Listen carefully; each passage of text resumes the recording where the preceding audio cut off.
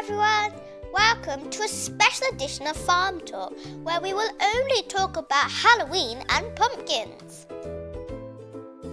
Did you know that Halloween first originated in Ireland? Hundreds of years ago, Irish people first carved on turnips and potatoes. When they migrated to North America, they started carving on pumpkins instead. And that carving tradition still continues to this day. Everyone is preparing for the spooky festival of Halloween.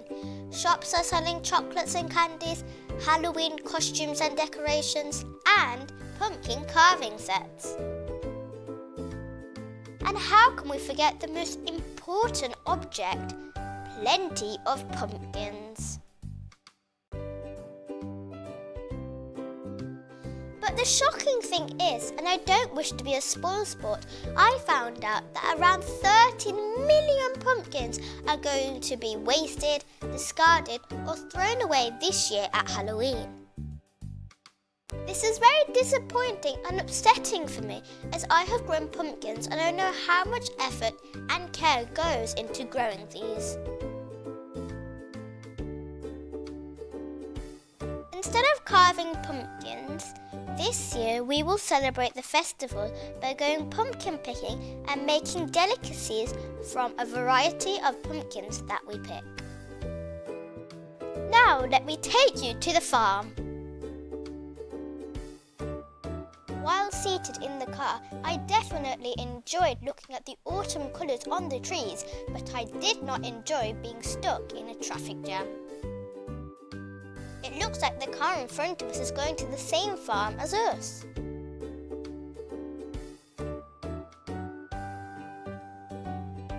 Near the car park, we saw many crates filled with already harvested pumpkins for those who did not want to enter the farm and pick their own.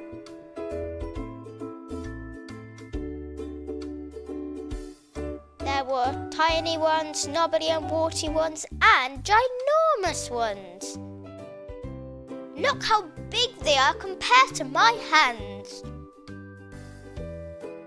Here's a fun fact. The heaviest pumpkin in the world was grown in Belgium and weighed a whopping 2,624 pounds. That's nearly 1,200 kilograms.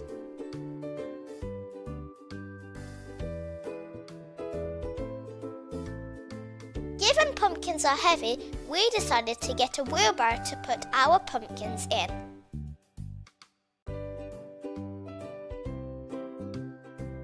It was rather unusual to see so many large pumpkins dotted all around on the ground.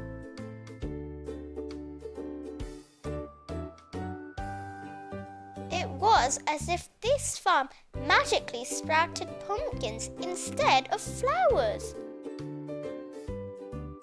When we entered the farm, we saw acres of land with different coloured pumpkins scattered around on the ground amongst the dry foliage. We didn't know where to start.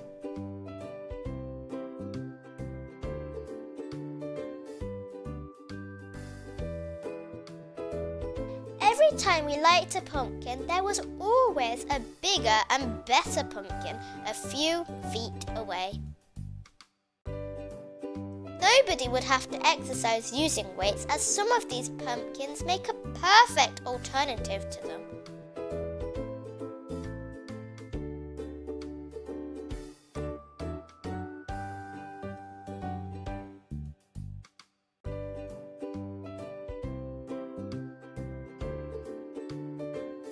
Between the pumpkin vines, as you can see, are many small plants. I wondered what they were.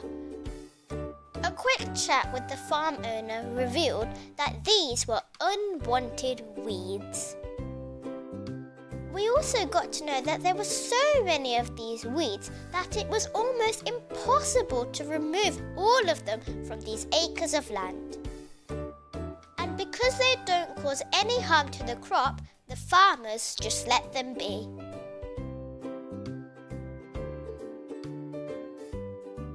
Our farm visit wouldn't be complete without a tractor and trailer ride.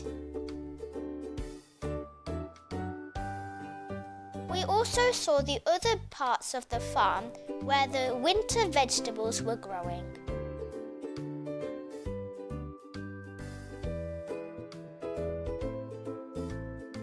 We saw broccoli, cauliflower, kale and Brussels sprouts.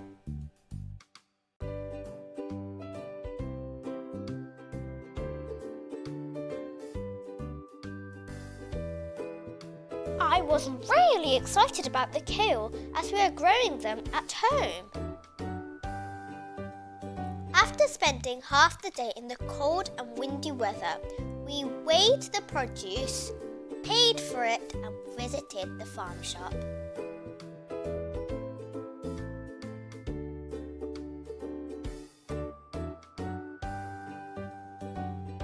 These are just some of the smaller pumpkins on sale today.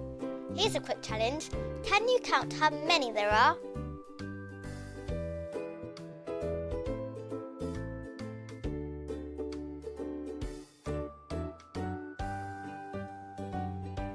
All of the produce that you see here is grown on this farm.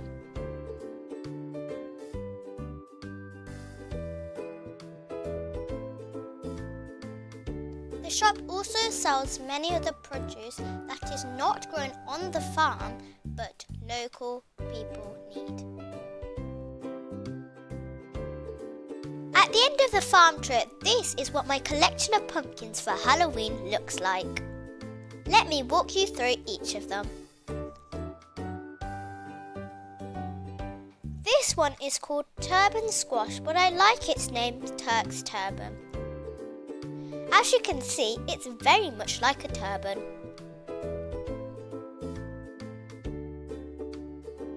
This UFO-shaped pumpkin is called the patty pan. Because it's my favourite, we decided to get two of them, one white and one orange.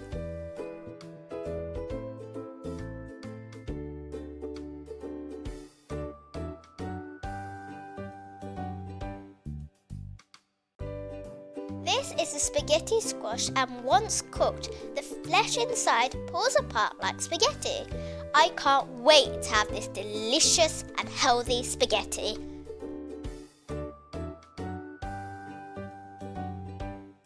This one's called the Crown Prince, and I like the light green colour. The people at the farm told us that this tasted wonderful when roasted. This one's called the straight neck squash. It looks like a bottle to me.